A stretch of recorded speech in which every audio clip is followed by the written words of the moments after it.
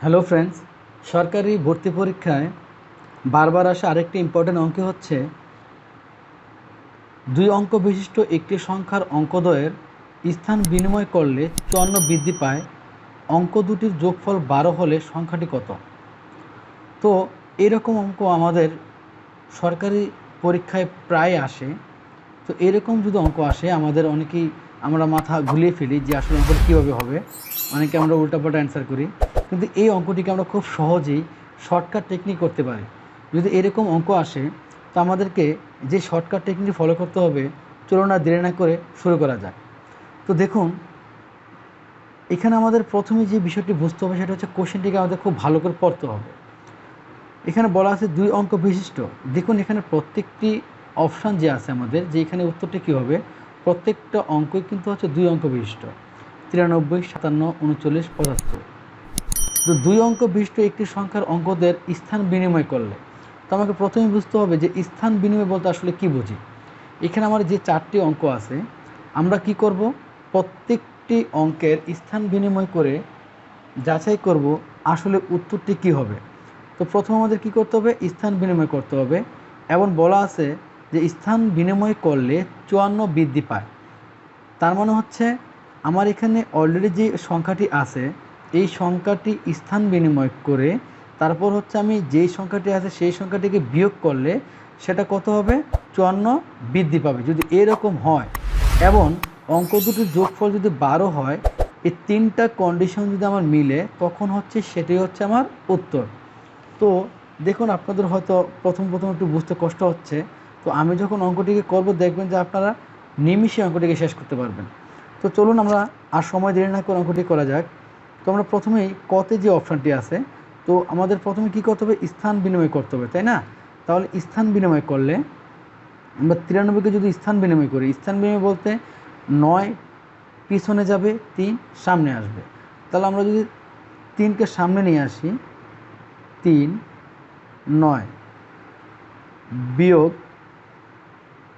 93, তাহলে দেখুন আমরা যদি 39 থেকে 93কে বিয়োগ করি কখনোই 54 হয় না, মানে 54 বৃদ্ধি পায় না, সেখানে আরও কী হচ্ছে, আমাদের হ্রাস পাচ্ছে।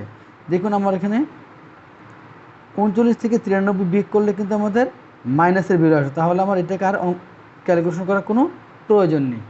এখন আমরা যদি পরেরটাকে ট্রাই করি, 57কে যদি আমরা উল্টাই, দ্যাটস মিন স্থান বিনিময় করি, 7 সামনে চলে আসবে, 5 পরে যাবে, বিয়োগ 57 সমান সমান। এখন দেখুন প্রথম সংখ্যাটি বড় এবং দ্বিতীয় সংখ্যাটি ছোট। তো আমাদের যেহেতু প্রথম সংখ্যাটি বড়, দ্বিতীয় সংখ্যাটি ছোট, সেহেতু সেটাকে আমরা বিয়োগ করতে পারি। তাহলে আমাদের 15 থেকে 7 চলে গেলে কত থাকে, 8, হাতে আছে কত আমাদের 1, তাহলে 1 5 6, তাহলে 7 থেকে 6 চলে গেলে 1, 18। তার মানে আমার কিন্তু এখানে 54 বৃদ্ধি পায়নি, এখানে মাত্র 18 বৃদ্ধি পেয়েছে। এবং আরেকটা বিষয় আপনাদের বলা উচিত ছিল, সেটা হচ্ছে দেখুন আমাকে বলা হয়েছে যে যদি আমরা সংখ্যা দুটিকে যোগ করি সেটা 12 হয়। তো দেখুন 9 আর 3 যোগ করলে কত হয়, 12, 5 7 যোগ করলে কত হয়, 12, 3 9 যোগ করলে কত হয়, 12, 7 5 যোগ করলে কত হয়, 12। তো আমার একই কন্ডিশন কিন্তু সবগুলা মেনটেন করতেছে, তার মানে আমার এই 4টা কন্ডিশনই যোগ করলে 12 হয়। তার মানে আমার 4টাকেই ট্রাই করে দেখতে হবে কোনটা অ্যান্সার হবে। তো আমরা প্রথম ক্ষেত্রে দেখলাম আমাদের মাইনাসের বিলো আসে, সেই ক্ষেত্রে আমাদের বাদ, এটা কখনো অ্যান্সার হবে না।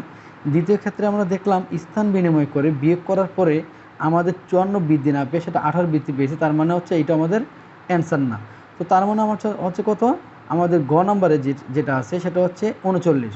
তো 39কে যদি আমরা স্থান বিনিময় করি,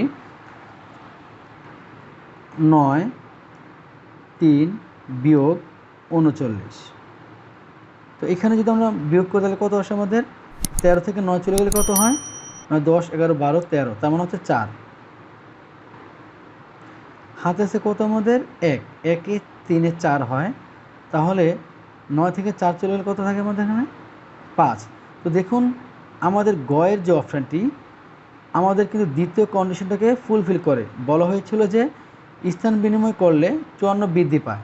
তো দেখুন আমি স্থান বিনিময় করে 39 দিয়ে বিয়োগ করে 54 পেয়ে, তার মানে আমার এখানে 54 বৃদ্ধি পেয়েছে, তার মানে আমার এখানে এটাই অ্যান্সার হবে। কিন্তু আমরা দেখব এখানে গয়েরটা যে কত আসে, তবে আমরা ধরে নিলাম এটাই আমাদের কি উত্তর, কারণ আমার এখানে কন্ডিশনগুলো ফুলফিল করে। তবু আমরা এখানে চেক করে নিই। তাহলে 75কে যদি আমরা স্থান বিনিময় করি কত আসে, 57 বিয়োগ 75।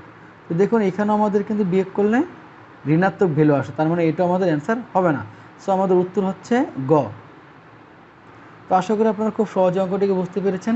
এরকম যদি অঙ্ক আসে, অঙ্কটিকে দেখতে অনেক ক্রিটিক্যাল আর কমপ্লেক্স মনে হলেও আমরা যদি এই টেকনিকটিকে ইউজ করি তাহলে আমরা খুব সহজে অঙ্কটিকে করতে পারবো। ধন্যবাদ সবাইকে। আসসালামু আলাইকুম।